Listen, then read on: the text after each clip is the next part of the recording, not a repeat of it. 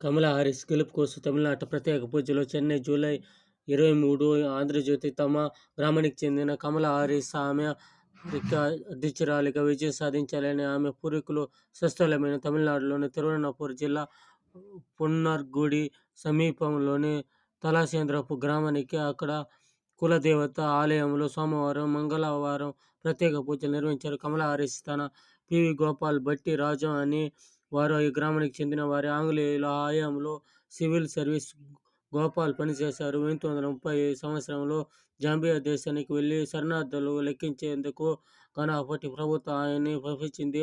అనంతరం అమెరికాలో ఆయన స్థిరపడ్డారు. అప్పటి ప్రభుత్వం ఆయన్ని పంపించింది.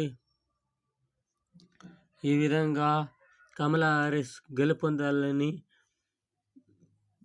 ఆలయంలో పూజలు చేసి